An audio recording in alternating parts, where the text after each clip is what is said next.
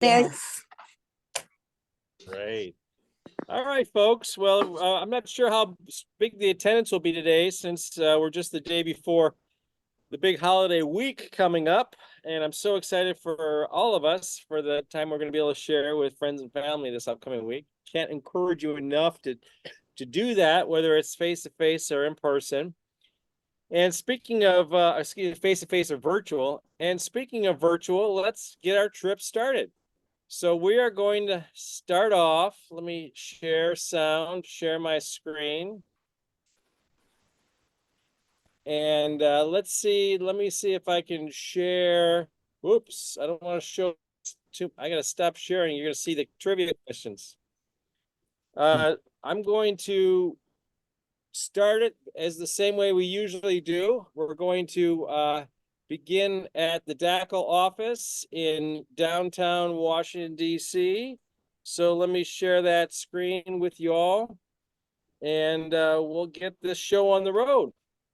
So here we are at the Department of Aging in downtown D.C. And we're going to go over to Dulles Airport, which is a little bit off to the right here. So let me zoom out, and we'll go over to Dulles Airport. Cross the river, because most flights to Europe go to Dulles. So we're gonna go over to Dulles Airport. Where's Dulles? Way out here. Oh my gosh. There it is, Dulles Airport. Okay, we're gonna jump on our plane and we're gonna take off, getting some altitude and more altitude, more altitude. Oh my God. Fly straight across the I Atlantic. need my dizzy pills. Yeah. Oh, hi Dolores. Welcome to the lunch today. Long ride across the Atlantic Ocean. Here we go. Long ride. Whoa, look at that. Long ride. Bumping into some islands right here. You're gonna fly over. How long are we gonna be up in the air? Germany is about 20 something hours. 20 something, about 20 something hours. Long time. You know, by the way, do we have any post-World War II vets on the call? Because a lot of vets were based in Germany after World War II, all the way up until the 70s and 80s, with tons and tons of U.S. troops. Anybody on the call was in the military based in Germany? I flew off into Frankfurt. You flew into Frankfurt, really? Yeah, I was in so when we left the U.S., we landed in Frankfurt, Germany. Oh, so you were in the military? Who was speaking there? This is Gary Ezell. Yeah, I'm in the military, but I was in the Persian Gulf War. You were in the World War, you said? I was in the Persian Gulf War. Oh, the Persian Gulf War. Got it. Wow. Well, thank you for your service. Yeah. Oh my. We got to cover that neck of the woods, Alex. Yes, I think Mr. Phillip also said something. Yes, as well. I was in during 1960. I was in Würzburg, Germany. Würzburg. Oh my gosh, it's right here. Look, everybody. I see it. Wow. So was that in the military, or why were you there? Yes, military. Is that a big base out there? No, it's a small one. Okay. It's just a concern. Wow. Anybody else got memories of Germany they like to jump in on? Würzburg, that's a beautiful town, right? Right. Yeah. When I worked at World Vision, we used to go to Frankfurt right here, and then we traveled down to Heidelberg, which is a big tourist town. Right. South of it. See right here. I bet in Würzburg, you probably went to Heidelberg too, right? Right. That was a big tourist spot. Yeah. More than tourists. Oh, okay. I get you. I get you. Okay, so let's zoom back out. All right, well, let's, like we do on all our calls, let's jump in and talk a little bit about history. So I'm going to stop sharing because I don't want you to see the answers to the quiz. I'm going to stop sharing for a second. I'm going to queue up the history of Germany. It's a short one this time. And let me just share my screen again. Okay, here we go. Let's see if I can, sorry, I got all these little dials here. I can't blow it up. There we go. Okay, it's history. You all hear it? Yes. Yeah. Located in Western and Central Europe, Germany, officially the Federal Republic of Germany, covers an area of 357,022 square kilometers, with a population of over 83 million. Germany has over 2 millennia of history, during which it had established itself as one of the most powerful countries in the world. Early history. The Germanic tribes are thought to date back to the Nordic Bronze Age, during which they expanded their territory and came into contact with the Celtic, Iranian, Baltic, and Slavic tribes. By the time of Roman general Julius Caesar, the Germanic people, or Germani, were established east of the Rhine River in the lands he referred to as Germania. Under Caesar Augustus, the first Roman emperor, the Roman Empire created a Roman province called Germania Antiquia. Areas that remained out of Roman control were referred to as Magna Germania. In the 4th century, the Roman Empire was invaded by different tribes, eventually leading to the fall of the Western Roman Empire in 476 AD. After that, large parts of Germania eventually became part of the Frankish Empire, and later, East Francia. In 800, the Frankish king Charlemagne was crowned emperor of the Holy Roman Empire, of which German territories formed a central part.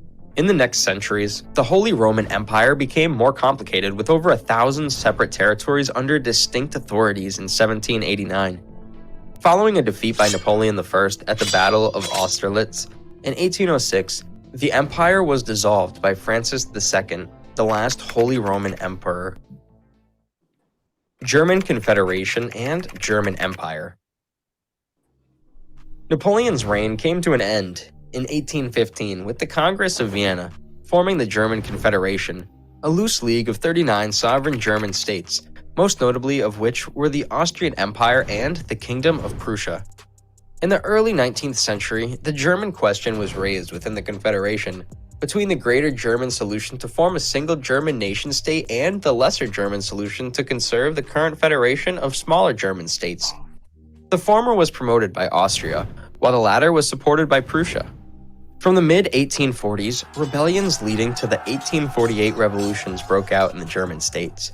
Nearly 2 decades later, war broke out between Austria and Prussia and ended the victory of Prussia, leading to the collapse of the German Confederation. The following year, the North German Confederation was formed with Prussia and its allies, paving the way for the formation of the German Empire with Prussian King William I as emperor. In 1914, Germany led the Central Power in World War I against the Allied power. Following its defeat 5 years later, Germany was severely punished by the Treaty of Versailles, leading to the loss of 13% of its European territory. The Weimar Republic and Nazi Germany. The German Revolution ended the German Empire and established the Weimar Republic. The war reparations, hyperinflation, and the Great Depression resulted in economic hardship in post-war Germany, aiding Adolf Hitler's rise to power. The following year, Adolf Hitler, leader of the Nazi Party, was appointed Chancellor and then dictator of Germany, beginning the transformation of the Weimar Republic into Nazi Germany.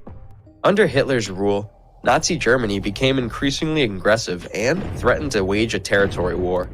In 1938, the Nazis annexed Austria and then Czechoslovakia. 1 year later, it invaded Poland, initiating World War II. Following its invasion of the Soviet Union, Germany and the Axis powers occupied most of continental Europe. During the war, the Holocaust led by the Nazis murdered 17 million people across German-occupied Europe, of which 6 million were Jews. Following the Allied invasion of Normandy, the Germans received continuous defeats. Following Hitler's suicide, Germany surrendered on the 8th of May 1945, marking the end of World War II in Europe. Post-World War II and reunification of Germany. Following its surrender, Germany was partitioned into 4 occupation zones occupied by the US, Great Britain, France, and the Soviet Union. In May 1949, the France, US, and Great Britain occupation zones were merged to form the Federal Republic of Germany, or West Germany. Meanwhile, the Soviet zone became the German Democratic Republic, or East Germany. The Berlin Wall was built to divide East Berlin from West Berlin. Following the fall of the Berlin Wall, in 1990, the 2+4 treaty was negotiated between the German Democratic Republic, the Federal Republic of Germany, and the 4 powers occupying Germany, allowing the official reunification of Germany later that year. Berlin, again, became the capital of Germany. Today, Germany is a member of the United Nations, NATO, G7, G20, and the OECD, and is one founding nation of the Eurozone. Germany is currently a great power with the largest economy in Europe, being the world's 4th largest economy by nominal GDP. Thanks for watching. If you find this information useful, please give us a thumbs up and share it with your friends. Well, any thoughts about the video, folks? Anybody remember the war years or the post-war years? You know, the 40s and 50s, what was going on there? I remember know- hearing about it. That's about all. Yeah. Yeah, I I was wasn't even born in born. it. I was born in Yeah. 46, yeah. So Oh, what was that again? I was born in 46, so that's about all I know about it.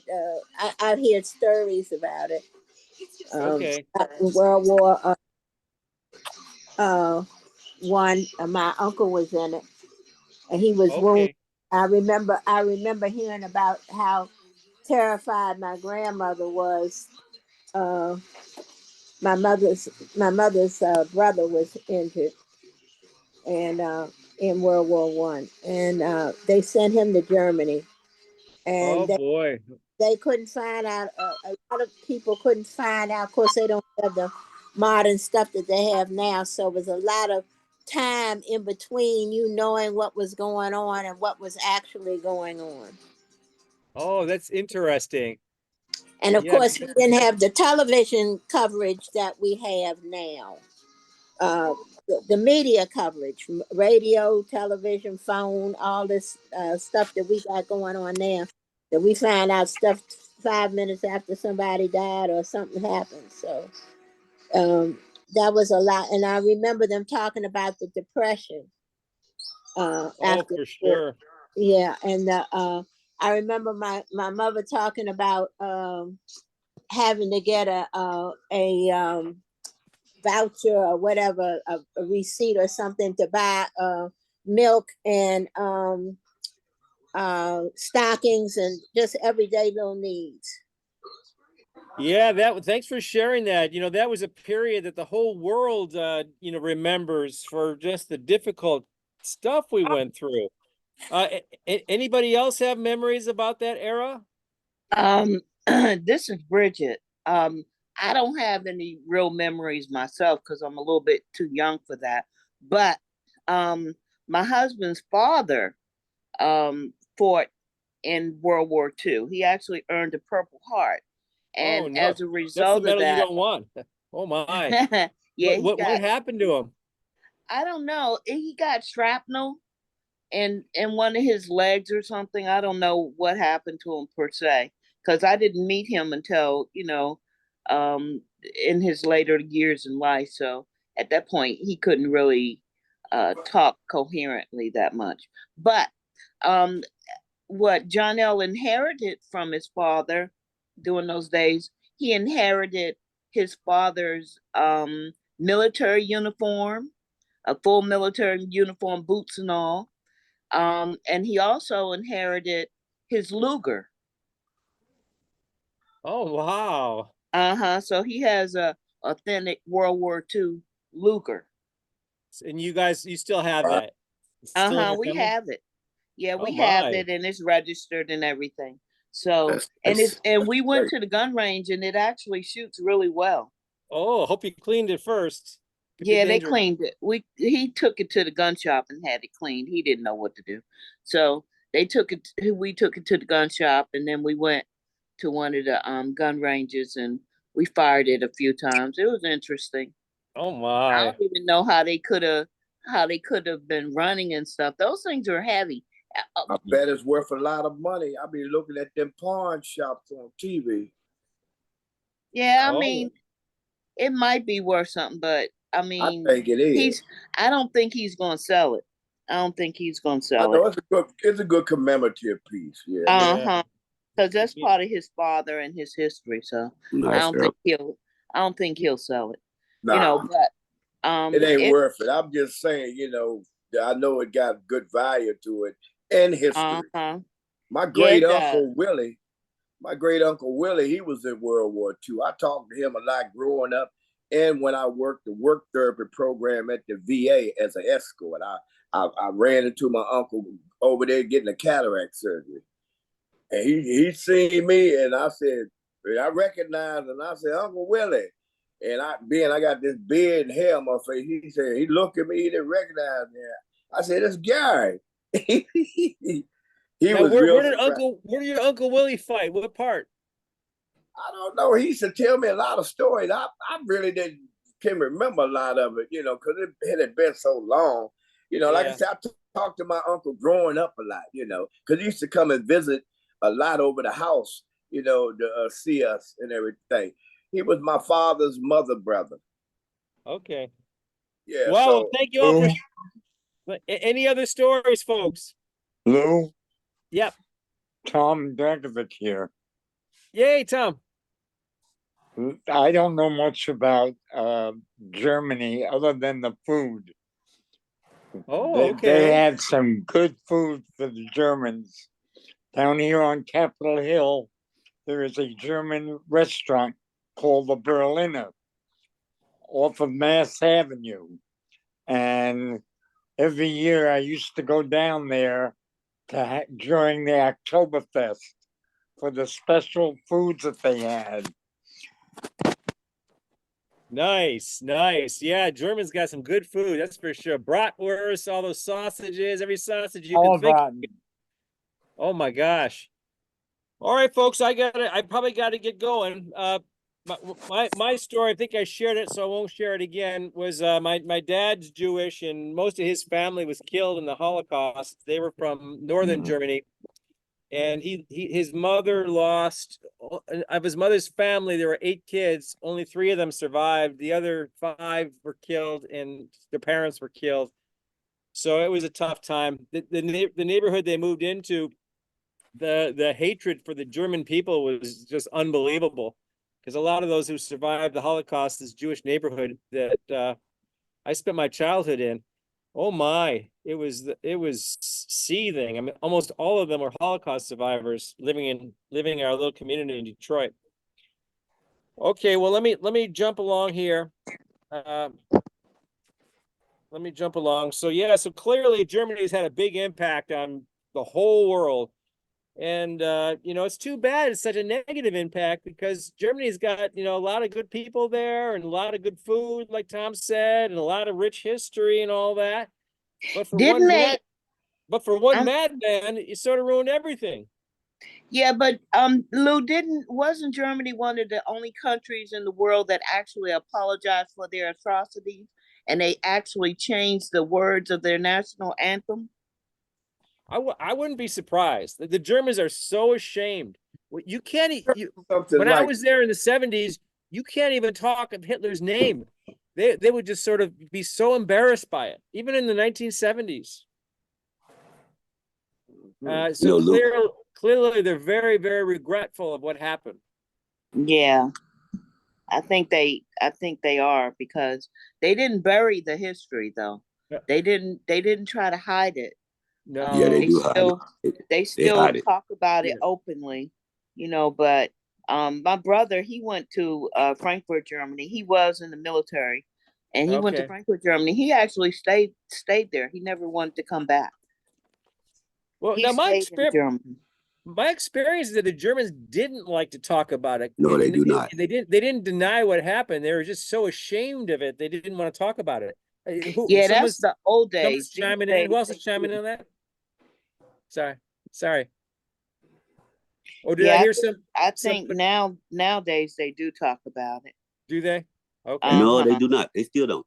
They still They don't. don't. You Oh. cannot in Germany right now, unlike America, we fly Nazi flags and those kinds of things. You can't fly those flags in Germany at all. Oh no, you can't do that.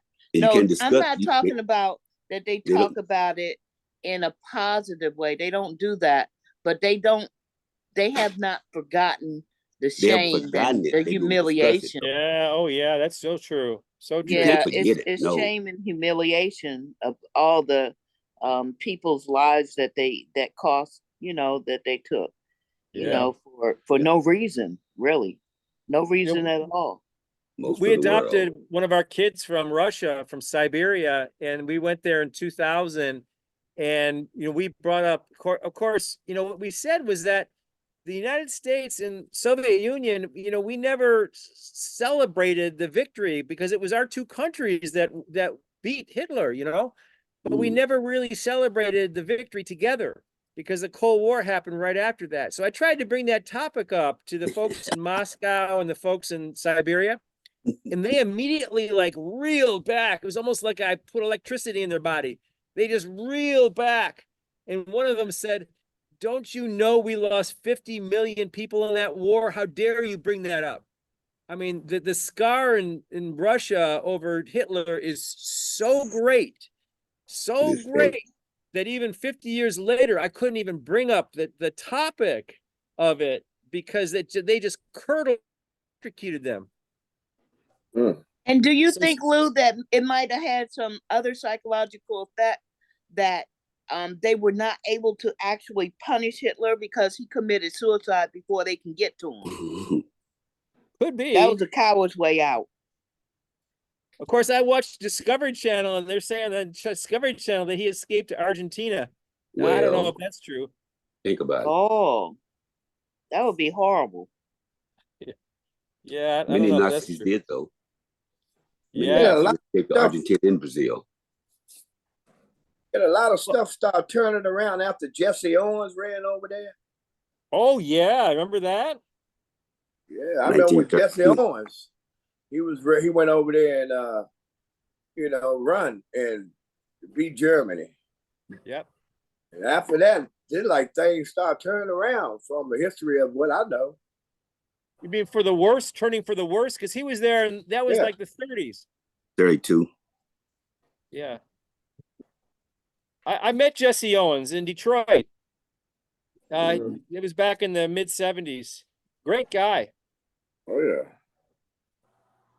Yeah, All right. Well, we have burned through half of our time, and we haven't even started. Just about. So, thank you all for sharing. You can see that the scars of World War II are still present in all of our memories, and it's unfortunate.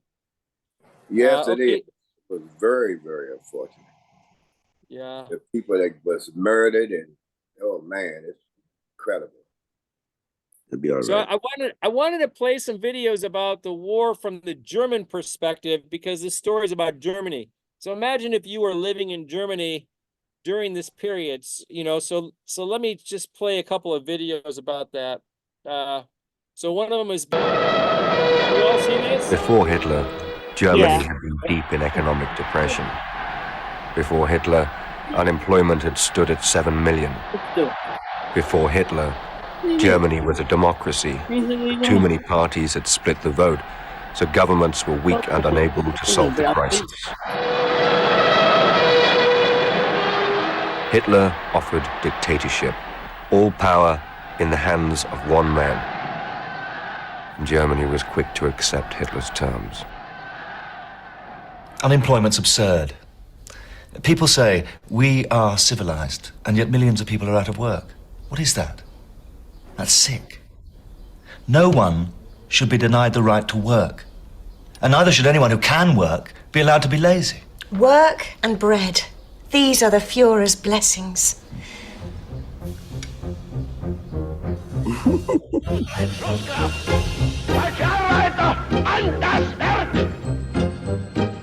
Putting Germany back to work was Hitler's first and most pressing problem.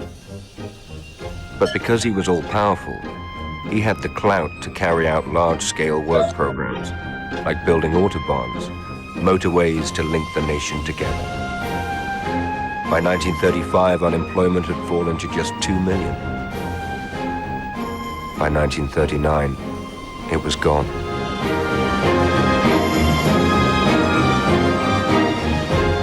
My landlord, Eric, worked for the German Labor Front. He had business all around Germany, and once I went with him to see what they had achieved. And it was remarkable. We saw labor camps, not for wage earners, but for young people, 18, 19 years old, to teach them the value of work, to get their hands hardened. You saw them marching along with their spades like guns, or singing as they dug ditches, reclaimed land. If you spoke to them, sometimes you felt they resented being there, but not often. There was, I think, a pleasure involved. Eric would say, You must understand, work shouldn't be just earning a wage and going home. That's drudgery. We believe there's a beauty in labor. You do a job well, and it gives you happiness. it was like the Nazis were shaking people into feeling good about what they did. You had to work. You had no choice. You were organized. You were there for the state to use, and they would milk you for your labor, no question. But then, at the end of the day, they said, now see what we have achieved. And it was pretty impressive.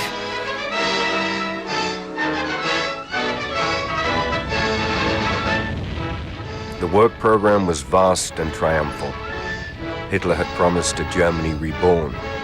He said he was building for a state to last for 1,000 years. He'd rebuild Berlin on a magnificent scale. There'd be an assembly hall in every city, a swimming bath in every village, a house and garden and car for every worker. Much of this was pure fantasy, but enough was achieved to pump German pride. So I think that video sort of captures a little bit about how the German people got swept up in what, Hitler was, how he was ruling the country. Of course, we all know what happened after that. So I'll sort of skip the whole war era. And then I'm going to jump on to what happened after the war. So I'm going to play another video here about what happened after the war. On the 1st of September 1939, Hitler gave the order for the invasion of Poland. In the preceding 6 years, Germany expanded its empire into numerous other countries.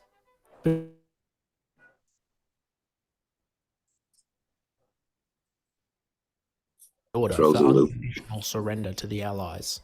But what next? Oh, it's good In this now. video, we take a look at what happened to Germany after World War II. During the course of the war, Allied bombers had decimated German cities all over the country. Once the push into the country took place in 1945, ground troops began fighting against the German forces holed up in these cities.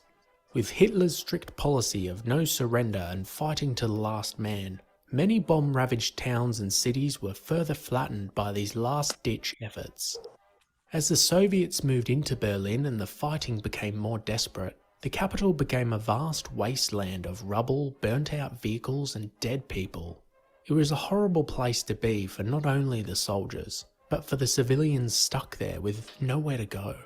Many millions of German civilians were now homeless, with a large portion of the male population annihilated. This left many of the women and children in poverty, as there was no source of income. Hundreds of thousands of German soldiers were held in POW camps all over Europe and I wanted to stop there. I didn't realize that the war continued after the surrender, little pockets, fighting to the death. I never heard that before, but I can imagine it was true. But what I did hear, I'm 65 now, and I have some friends who are older than me and the like, and from the GIs that were stationed out there, a lot of them would say just, how many more women were there than men, because the male population was annihilated. And so, they had all kinds of stories about that. I won't go into any details. But let me continue on here.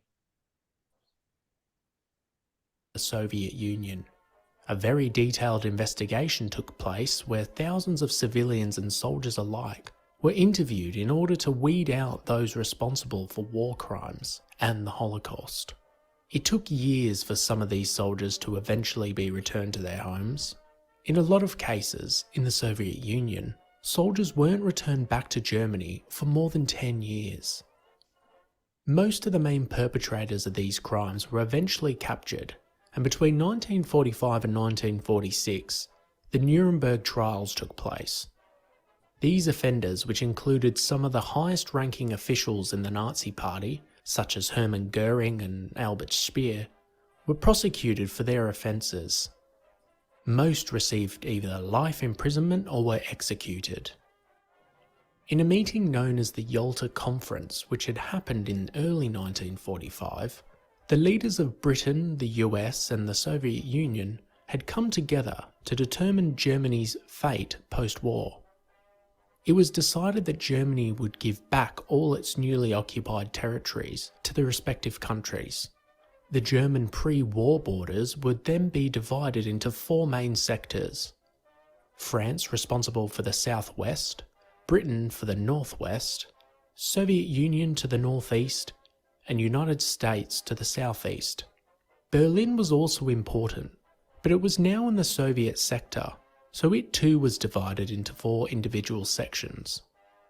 Each country was therefore accountable for what took place in each of its sectors. Berlin in particular became a focal point, with each of the superpowers coming to a head there over many issues. Germany was forced to pay reparations to Britain, France and the Soviet Union.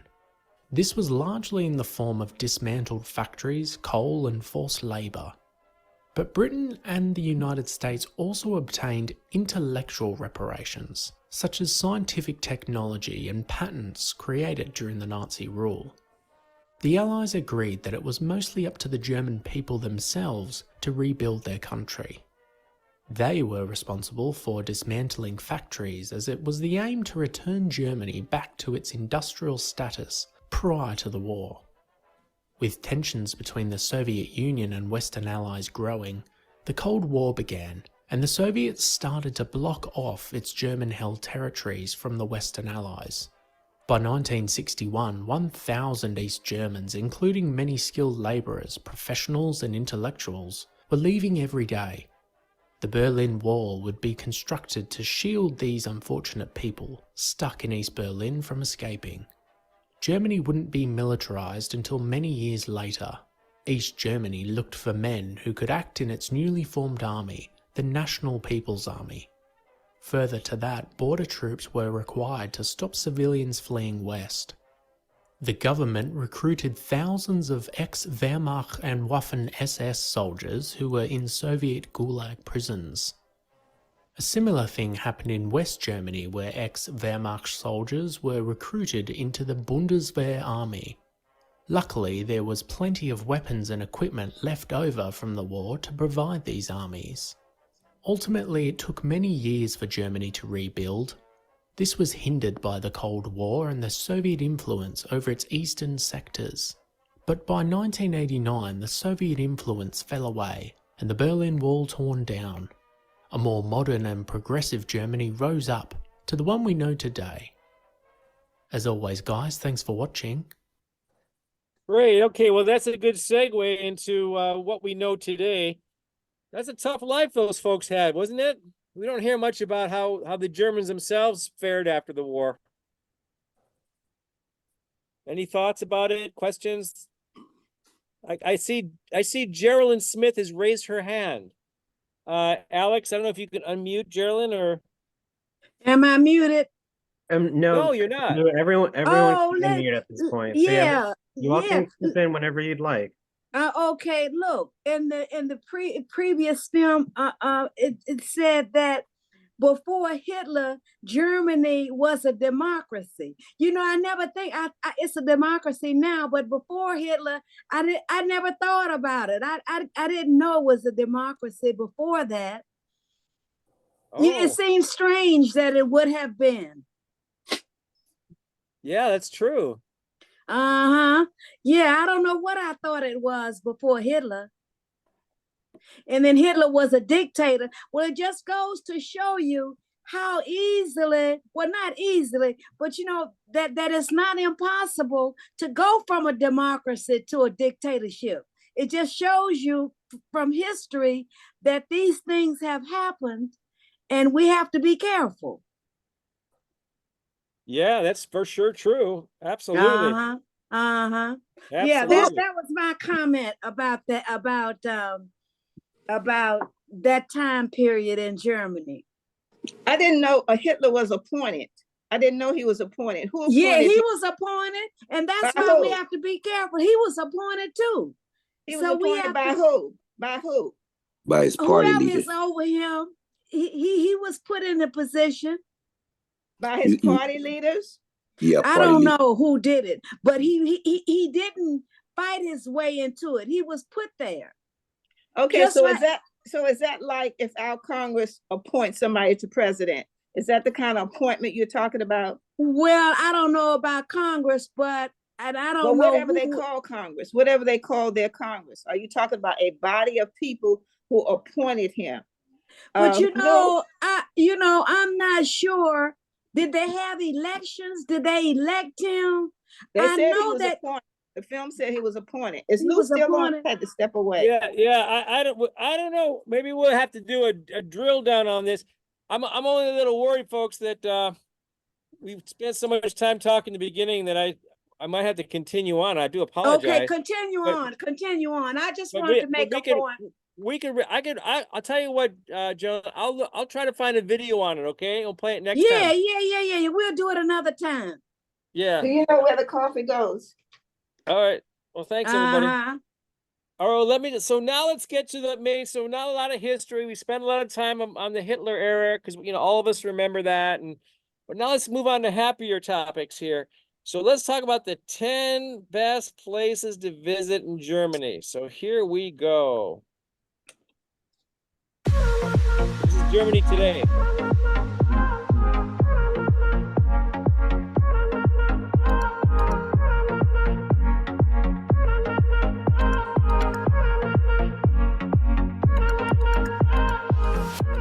Best known for its famous Oktoberfest and World War II history, Germany is also home to some of Europa's most beautiful scenery, fairy tale castles, important historic sites, and lively party scenes. Located in the heart of Europe, Germany maintains the continent's most powerful economy. Here's a look at the best places to visit in Germany.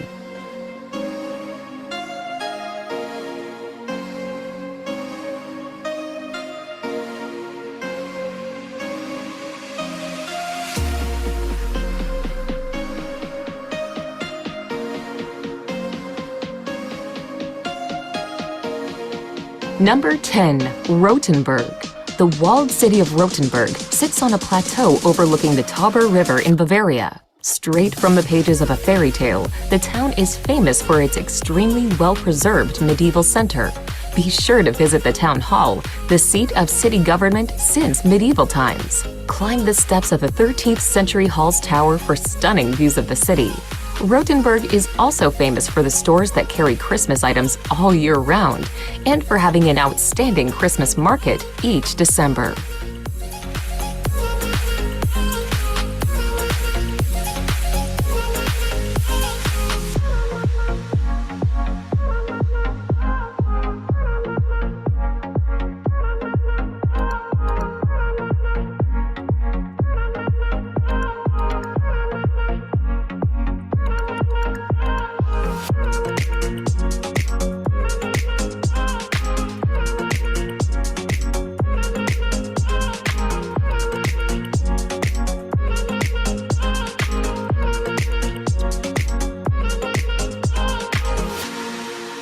Number 9. Rügen Island. Located in the Baltic Sea, Rügen Island is the largest island in Germany, connected to the mainland by a bridge and causeway.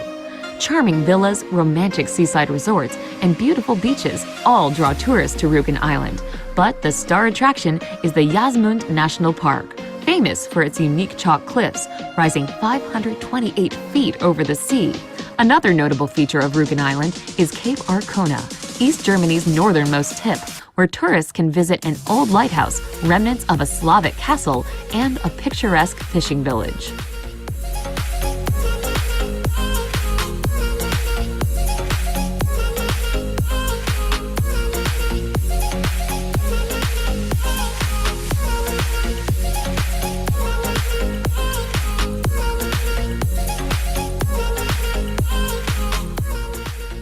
Number 8. Romantic Rhine. Stretching between the cities of Bingen and Bonn, Germany, the Middle Rhine flows through a dramatic geological formation called the Rhine Gorge. This region features a spectacular landscape, dotted with some 40 medieval castles, picturesque villas, and terraced vineyards. The region's most famous natural attraction is the Lorelei, the deepest and most narrow section of the Rhine Gorge, which features a large, treacherous rock that caused several boating accidents prior to the 19th century. The best way to experience the romantic Rhine is by a riverboat cruise.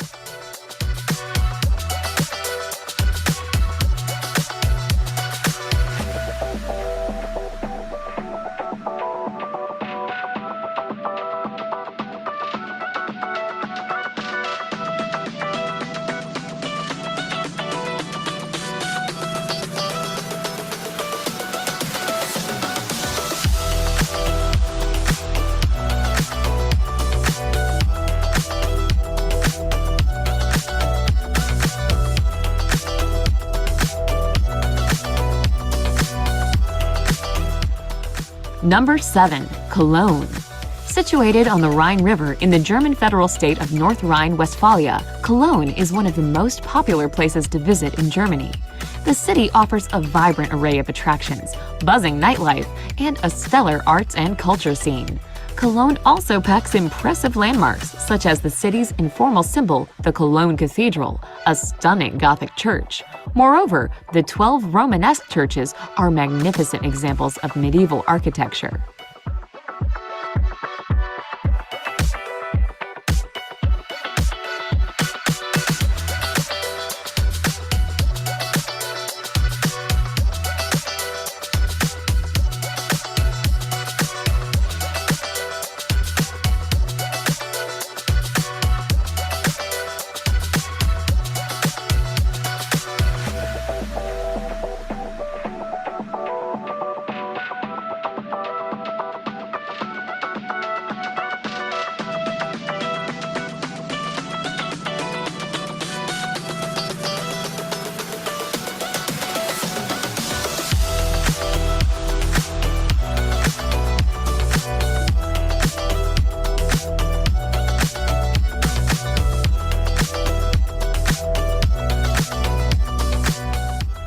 Number 6. Dresden.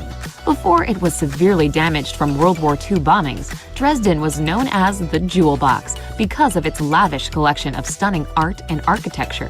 After many years, the city has restored much of its former glory. The capital of the federal state of Saxony, Dresden offers a number of historic sites, like the stunning Frauenkirche Cathedral. The city also boasts many cultural institutions, of which the Semper Opera is most widely esteemed.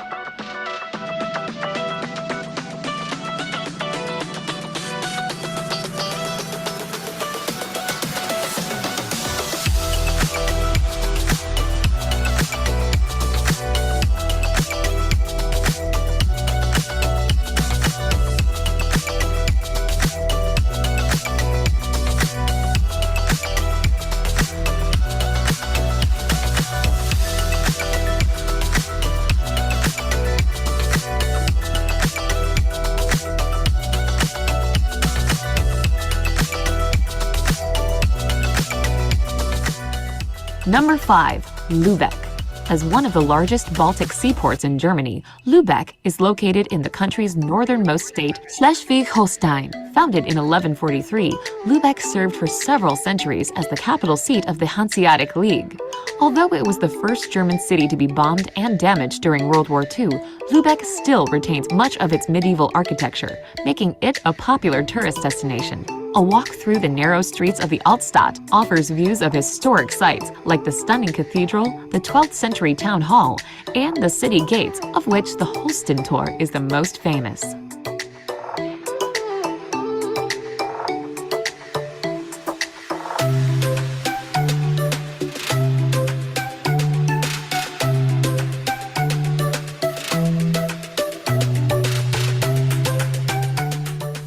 Number 4. Heidelberg. With historic treasures like the medieval Old Bridge, the Heidelberg Castle, and the Church of the Holy Spirit and the Knight St. George House, it is no wonder that Heidelberg is a popular tourist attraction. The city center's main street is packed with pubs, restaurants, museums, art galleries, shops, and markets, selling the likes of beer steins, cuckoo clocks, and German sausages. Home to Germany's oldest university, Heidelberg's long academic history can be retraced along the Philosopher's Walk, a scenic footpath often walked by many early philosophers and professors.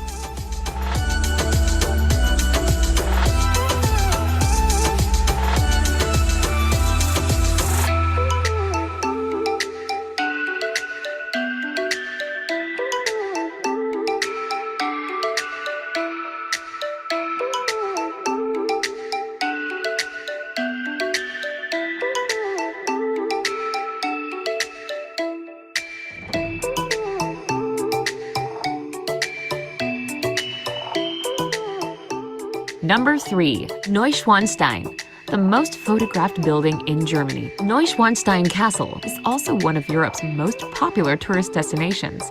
Nestled among the breathtaking beauty of the Bavarian Alps near the town of Füssen, this fairy tale castle served as the inspiration behind Walt Disney's Sleeping Beauty Castle. Constructed in the late 1800s, Neuschwanstein Castle was never built for defense purposes, as most castles. Instead, this castle was created as a fanciful retreat for King Ludwig II of Bavaria, who had a reputation for abiding in daydreams instead of reality.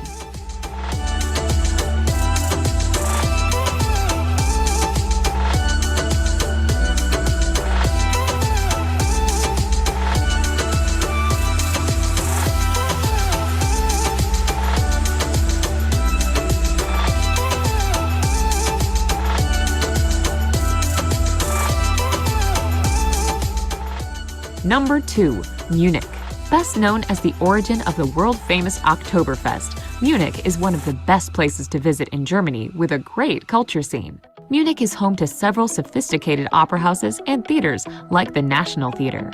The city center is an attractive blend of classic and modern architecture, teeming in historic churches, medieval walls, and royal palaces, as well as bustling shopping centers and nightlife venues. Munich's Oktoberfest began in 1810 with a royal wedding celebration.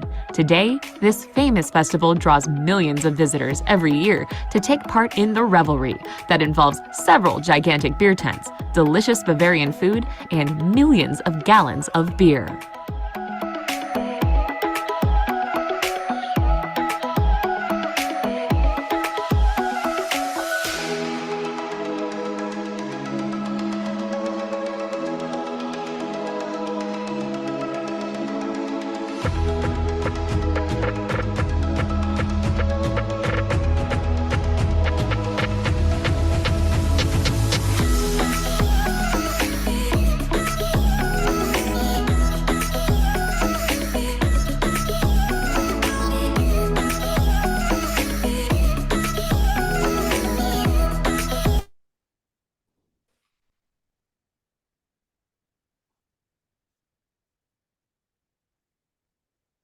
Berlin is widely associated with its World War II history and former division of East and West Germany by the Berlin Wall during the Cold War. Since the fall of the historic wall in 1989, Berlin today is now a vast, unified city, diverse in ethnic groups, and abundant in sightseeing attractions, culture, and nightlife. Many tourists are drawn to Berlin's famous historic structures, which include the Brandenburg Gate and the Reichstag. Although most of the Berlin Wall was demolished, there are some portions still standing near Checkpoint Charlie and the Reichstag.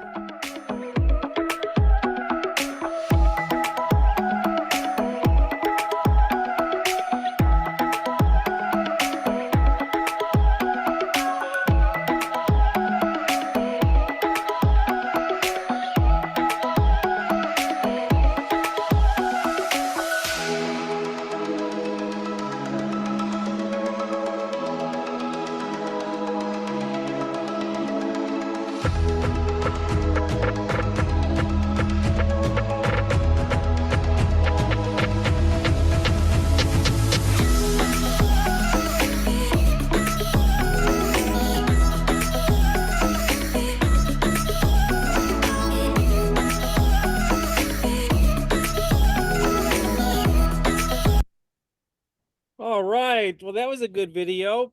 That was good. Yeah, wasn't it? Yep. Any thoughts about what we just saw from anybody? When did they say the wall came down in 91? Was it who? 89. Oh, 89. 89. Yeah, it was 89. Yep. I remember that whole period. That was a big deal. Yeah, I remember that. This was a great presentation, Lou. It was fantastic. Oh, thank you. I wanted to share, we talked so much about World War II and that period. I wanted to share my own testimony that I spent a lot of time in Germany. I told you about that trip to see the new Pope in 77. And I ran out of money completely. And I had a hitchhike from Italy all the way up to the Netherlands where my plane was. But I couldn't, so I hitchhiked the whole way, got rides from lots of people. People were so nice, invited me in. I mean, I was a scraggly looking guy. I've been living on the streets already for weeks, and they picked me up and they were so nice to me. And then I got to the border with the Netherlands and I looked so scraggly. They thought I was running drugs. So they wouldn't let me in. So I had to go back to Dusseldorf right here. They gave me, the border police gave me train fare to go back to Dusseldorf. And I lived on the streets of Dusseldorf for like 10 days. I had no food, no place to live. I lived under a church, under the eave of a church, and people were so nice to me. That people giving me food, invited me for dinner and lunch. And I just want to give you that testimony of how kind the German people were to me. Oh. Yeah, and I finally did get into the Netherlands, and then I got my plane and was able to get out. But I also find the German people to be very progressive. Maybe it's because of what happened in World War II that they have this humility about them, and I found them to be very, very, very progressive in their thinking. They're very into having a small carbon footprint. Like their homes are very low energy homes, and it's a wonderful place if you ever have a chance to go there. Oh, So I wanted to provide you that testimony. that's interesting. That people were so nice to you. Yeah. And that it was safe. You were safe. Nobody bothered you while you were hitchhiking. Yeah. I was 19 years old. I didn't look like the safest guy to pick up. But they picked me up. That's amazing. Uh-huh. All right. Well, now it's trivia time. We got 3 minutes left. Oh my gosh. I gotta hurry here. I'm here, Lou, as well. So I'm gonna stop the share. I gotta cue it up so you don't see the answers. Okay. And now I'm gonna share again. Okay, Germany trivia. Here we go. You ready, Alex? Yeah. Are you all ready to win some prizes today? Oh no. Okay, go ahead. I'm mailing out everybody's prizes. Yes or no? I got caught up on all the prize mailings. They're going in the mail today. They're already in the envelope. Okay, here we go. First question. In what city is the largest train station in Europe? First to answer. Munich. London. London. Leipzig, Germany. Munich, isn't it? 460 square Munich? meters. In Europe. Measured by In Europe. Say it loud. Oh, in Europe. Istanbul. No. France. Where? Frankfurt. No. Not Frankfurt. Dusseldorf. No, not Dusseldorf. Yeah, more choice.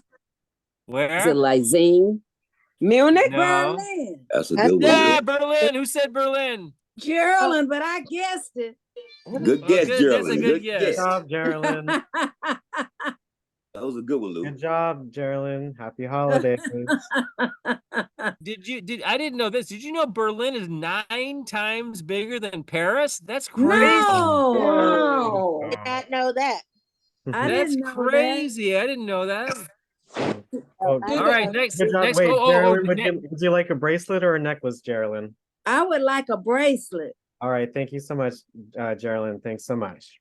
Okay, thank Thanks, you. Geraldine. Thank Okay, you. next question. How many medieval castles are there in Germany? Oh, Over 200. You got to get it within 1,000. oh, Your answer has to be within 1,000. Oh my goodness. 1,200. 900 No. and something. Is it 20,000? 1,000. Oh, who said 20,000? Miss Lorraine said it. Miss Lorraine said it. 25,000. 25,000. 20,000. 25,000. Who said 20,000? Someone said Miss 20,000. Lorraine said it first, Lou. All right, Miss Lorraine. Good job, Miss Lorraine. What would you like, a bracelet or a necklace? Bracelet, please. No problem, Miss Lorraine. Thank you so much, and happy holidays to you. Thank you. That's another amazing statistic, isn't it? that is amazing. When he said 1,000, Lou, that made me laugh. I was like, oh my gosh. Well, what's To over interesting, 20,000. when you take a train through Germany, every single small town has a castle on top of a hill.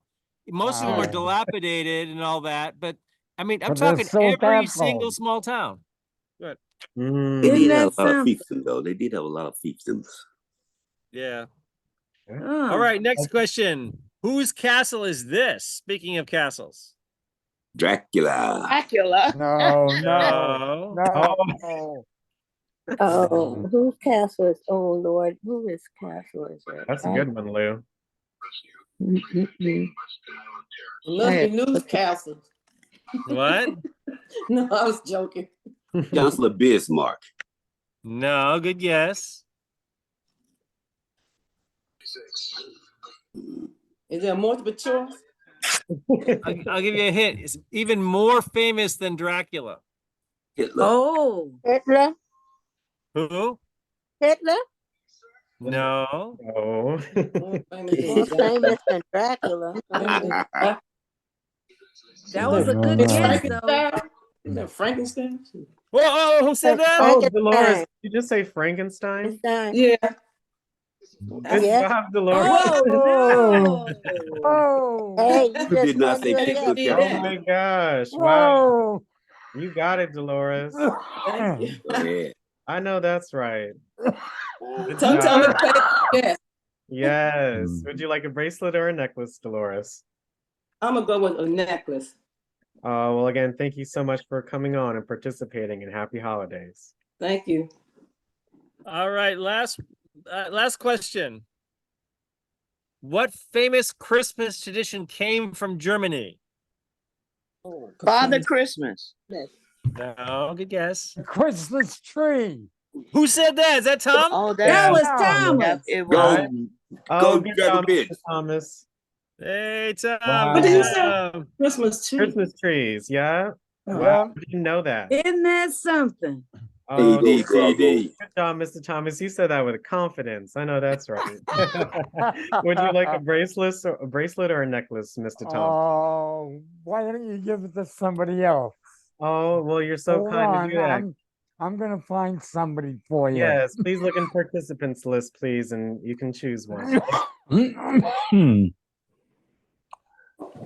Dolores Yes. Washington. Oh, well, she did just win one, Mr. Well, Thomas. she did won we? one. Get somebody All else. right, I appreciate that, Mr. Thomas, looking out All for me. I right. appreciate that.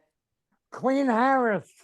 Oh, well, thank you so much, Mr. Dragovic, All for right, providing that to us, Queen. very good. Miss Harris, are you on? Are you able to let me know if you want a bracelet or a necklace, Miss Harris? I don't think she's on. Well, Yeah. don't you have somebody who's on? It's well, it's okay. I will, I always give you guys a call, so I'll see what she like. Maybe let's give it as Very good. a surprise. So thank you so much for Mr. Thomas. Alex. Okay. To you. Oh, this Happy Dolores, holidays, change mine to a all. bracelet. I want a bracelet. Okay, I got you, Miss Dolores. Thank you. All right. Well, since it's 2 days before Christmas, 3 days before Christmas, we have to have our tradition here on the Travel Channel to all sing karaoke together, and that'll be the end of the Oh, program. we got All Hey, right, Lou, you really ready? quick. Everybody unmute. Everybody unmute. Oh, hey Lou, And really here we quick go. before we get started, do you want me to show the flyer for next week before as a gift? Oh yeah. Go ahead and tell everybody. Okay, so I'm gonna go on to Zoom you all, and you also make sure you guys check out our daily emails next week for all of our sessions this week or next week. And next week we will be traveling to, if I share my screen in 3, 2, 1. Did I stop sharing? I got it. Is our trip to Israel. All right. Oh, that's great. Oh, my gosh. So again, every week I upload the new flyer for our lunch club. So make sure y'all just check it out, and you always see where we'll be traveling to next. But just wanted to show you all as a gift. Just got this together, so I hope you all come on next Friday, the last lunch club for the week, and happy holidays to all. Okay. All See you right. at the wall. So Thank I'm gonna, you. I'm gonna queue up. No, we got the karaoke, closing karaoke. So everybody, please join in. And this will be, when the video ends, the call is ending. So here we go. I'm gonna share it. Please, everybody, join in. Here we go. Hold on. What we gonna sing? What we gonna sing? Hold on. I'll tell you in just a sec. Okay, I'm sharing my audio. It's good. Okay, here we go. You're a bad man, Lou. Here we go. Happy holidays, everybody. You too. Holidays. Happy holidays, Alex and Lou. Happy holidays, Lou. Oh, let's Happy all wish you a happy holidays. holiday. Everybody join in. Everybody unmute. Oh, Chestnut. Oh, Nat King Cole. Nat King Cole. Chestnuts roasted on an open fire. Fire. No, that's right. Apple slipping at your nose. Like carols in sunset and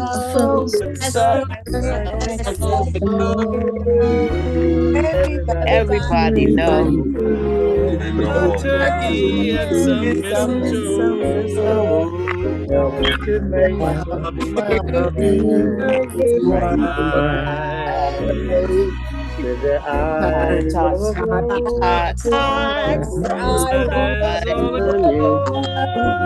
You find it hard to sleep tonight. They know that Santa's on his way. He's loading lots of toys and every mother's child is going to smile to see if reindeers can fly. So I'm going December is from 1 to 92. Although it's been said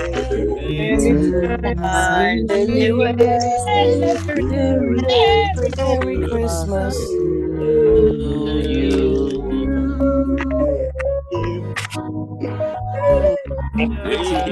That sounds good. I'm gonna put y'all on the board. Sorry, Nat King Cole. We sorry. I'm gonna put y'all on American Idol. Virgin band And so it's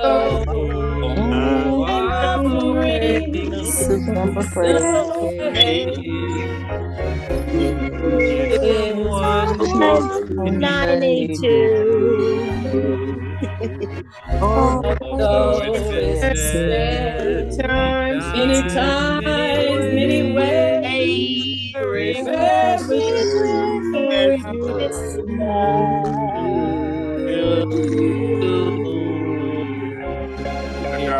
Christmas, everybody. Love you all. Merry Christmas. Merry Christmas, everybody. everyone. Merry Christmas. See you next Friday. See you in Israel. Right, everyone. See you in Happy Israel. Thanksgiving. See you at 1:30 Everybody. today. We have our module on Zoom, 1:30 p.m. and that will be our last session for the week. I was gonna say to everybody.